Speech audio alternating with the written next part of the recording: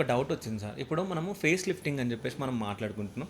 So, అంటే ఈ స్కిన్‌లో మీరు అది చేసి దాన్ని లిఫ్ట్ చేయడం అది ఇది అని చెప్పేసి చెప్తున్నారు.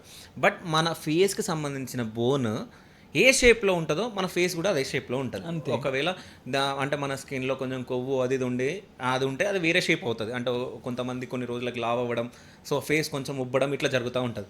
కానీ ఈ ఫేస్ లిఫ్టింగ్ వల్ల సో యూజ్ ఉందంటారా మరి? ఫేస్ లిఫ్ట్ వల్ల యూజ్ ఉందా అంటే ఒకటండి, మీ స్కెల్టల్ స్ట్రక్చర్ని కింద స్కెల్టన్ని ఎవరో మార్చలేరు. ఓకే. అది అలాగే ఉంటుంది. మీకు రాను రాను ఏమవుతుందంటే ఈ వాల్యూమ్ పోవటం వల్ల కిందకి డ్రూప్ అయ్యి మీ ఫేస్ పాడైపోతా ఉంటుంది, కొంచెం ఓల్డ్గా కనిపిస్తూ ఓకే. ఉంటుంది. ఇది లిఫ్ట్ చేయటం వల్ల ఏంటంటే ఒక 20 ఇయర్స్ బ్యాక్ 15 ఇయర్స్ బ్యాక్ మీరు ఎలా యంగ్గా ఉన్నప్పుడు ఎలా ఉన్నారో మీ ఫేస్ అలా అవుతుంది. ఓకే. అంటే ఒక్కసారి ఫేస్ లిఫ్టింగ్ చేయించుకున్న తర్వాత మళ్ళీ చేయించుకోవాలి.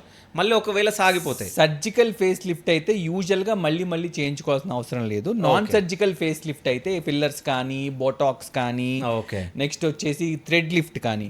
బోటాక్స్ ఎందుకు వాడతాము అంటే మొహం మీద ముడతలు వస్తే ముడతలు తగ్గిటానికి బోటాక్స్ వాడతాం. ఓకే.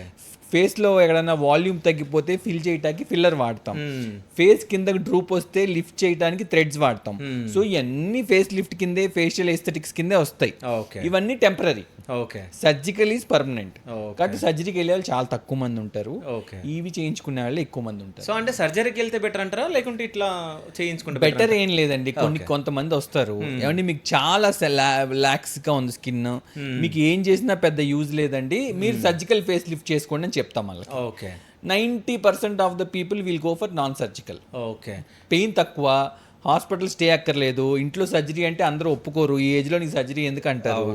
ఇదేంటంటే సింపుల్ కాబట్టి సరదాగా వచ్చి చేయించుకుని వెళ్ళిపోతా ఉంటారు. ఓకే. అంటే ఇంట్లో వాళ్ళకి తెలియకుండా వస్తారు, ఇంట్లో వాళ్ళు తెలిసి వస్తారు, ఇంట్లో వాళ్ళు తీసుకొస్తారు. ఓకే.